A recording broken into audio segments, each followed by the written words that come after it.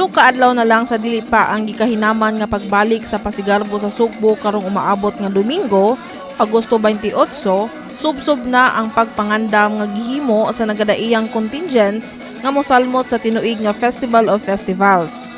Bisan pa man sa grabing kainit ug bisan wa pa nahingpit ang pagpinalisar sa stage sulod sa Cebu City Sports Center, gisugdan na sa mga contingents gikan sa sugod ug tabuelan ang ilang blocking ug dance rehearsals sa maong stage. Ang mga contingents pipila lamang sa mga unang miabot dinhi sa Sugbo agig pagpangandam sa Kalingawan na dayong Domingo.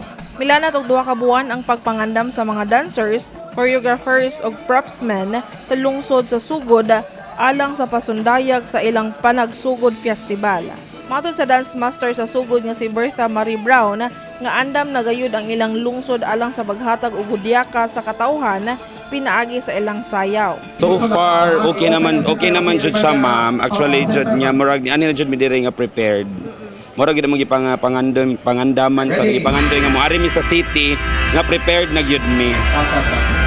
Dugang pa ni Brown nga sa pagkakaron gamay na lang nga polishing ang ilang gihimo kauban ang mga dancers. Apil na ang pag-familiarize sa stage kung asa may tabo ang ritual showdown. Samtang ang lungsod sa Tabuelan naglisod pa sa pag-adjust sa blocking sa stage atol silang practice karong adlaw.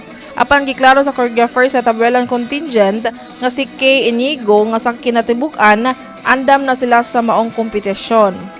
Murag dili pa jud kaayo murag daghan pagkuwang pero fight lang should me for now. Samtang moabot sab ngadto sa kapin 1,300 ka mga pulis sa Cebu City Police Office ug mga kalungsuran ang ibang deploy sugod og mga adlaw Agosto 26.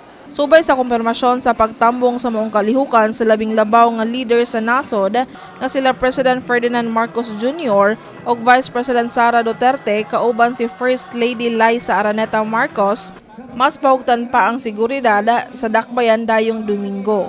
Gibutyag ni Police Lieutenant Colonel Maria Teresa Makatangay, tigpamaba sa CCPO nga susama sa sinulog ang ilang ipatuman nga seguridad alang sa Pasigarbo sa Sugbo.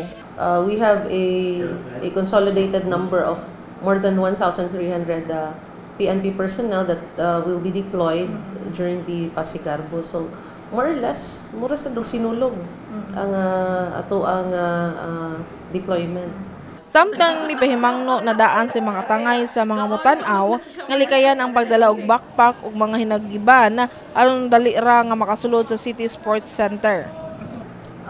Well, ang nga mga bladed weapons, anything object that is pointed and may be used as weapons, so ang gidili.